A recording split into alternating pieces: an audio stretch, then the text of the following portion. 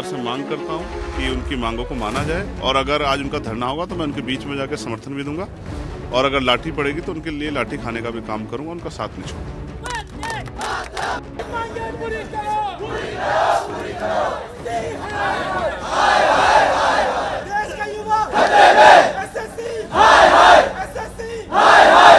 Police बार warning देने के बाद भी अगर आप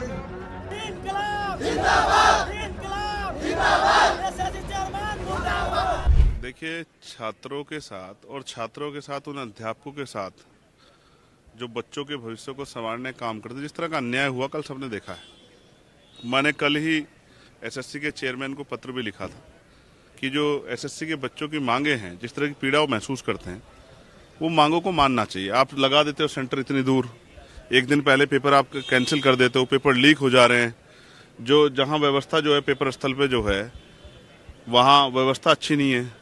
तो एसएससी के बच्चे जो हैं पीड़ा में है। स्टाफ सिलेक्शन जो कमीशन है उसको अपने बारे में सोचना चाहिए। और जिस तरह से कल उनके साथ जो है लाठी चार्ज हुआ, लोकतंत्र में ये भाषा अच्छी नहीं है। अगर हम इस भाषा का प्रयोग करेंगे तो फिर जो बेरोजगार नौजवान उसके मन में किस तरह जो है कि पीड़ा पैदा होगी, उनके परिवारों में किस तरह की पीड़ा पैदा होगी, सरकार को सोचना चाहिए। आज मैं इस तख्ती लेके इसलिए खड़ा हूँ कि सरकार एसएससी के बच्चों की मांग को सुने और उनको पूरा करे। एसएससी का यही नौजवान कल देश की सेवा करेगा, प्रदेश की सेवा करेगा। आज आप उसको लाठियों से पीट रहे हो, उन गुरुओं को लाठियों से पीट रहे हो जो शिक्षा देने का काम कर रहे हैं। लेकिन मैं आप समझता हूँ ये फेलियर है। आपको जो काम एसएससी के को करना चाहिए था, एसएससी चेयरमैन को, उस काम के लिए बच्चे सड़कों पे तब उतरा जाता है जब नाउम्मीद हो जाता है आदमी कि अब हमें कहीं से न्याय नहीं मिलेगा। मैं उन बच्चों के प्रति संवेदना प्रकट करता हूँ, सरकार से मांग करता हूँ कि उनकी मांगों को माना जाए और अगर आज उनका धरना होगा तो मैं उनके बीच में जाकर समर्थन भी दूंगा और अगर लाठी पड़ेगी तो उनके लिए लाठी खाने का भी काम करूंगा, उनका साथ नहीं छोड़ूंगा।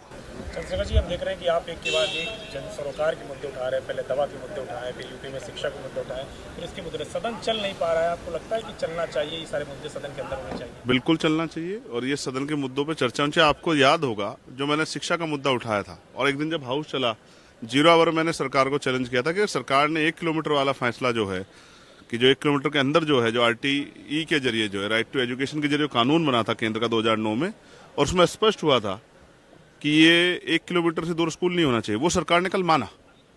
उस चेतावनी के बाद जब हमने कहा कि हम आंदोलन करेंगे, सड़कों पे जो है बवाल करेंगे, लोगों की लड़ाई लड़ेंगे, तब सरकार ने जो है कल सर के जो शिक्षा मंत्री हैं उन्होंने इस बात को माना और कहा कि हम 1 किलोमीटर के अंदर से जो दूर स्कूल है उसको बंद नहीं करेंगे। तो ये हमारी जीत है।